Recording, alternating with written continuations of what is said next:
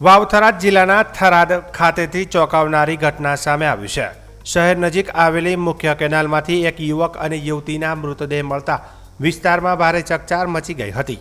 પ્રાથમિક માહિતી મુજબ બંને પ્રેમી પંખીડા હોવાની આશંકા વ્યક્ત કરવામાં આવી રહી છે।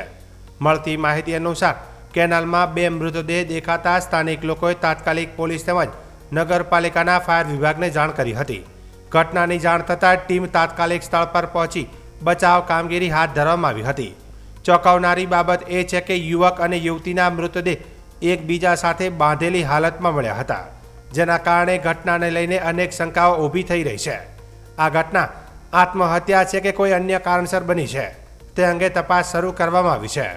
થરાદ નગરપાલિકા, ફાયર વિભાગની ટીમ અને તરવૈયાઓ દ્વારા લગભગ 2 કલાકની ભારે જહેમત બાદ બંને મૃતદેહોને કેનાલમાંથી બહાર નીકાળવામાં આવ્યા હતા અને ઘટના સ્થળે મોટી સંખ્યામાં લોકોના ટોળેટોળા એકત્રિત થયા હતા। પોલીસે બંને મૃતદેહોને કબજે લઈ પોસ્ટમોર્ટમ માટે તાત્કાલિક થરાદ રેફરલ હોસ્પિટલ ખાતે ખસેડ્યા છે।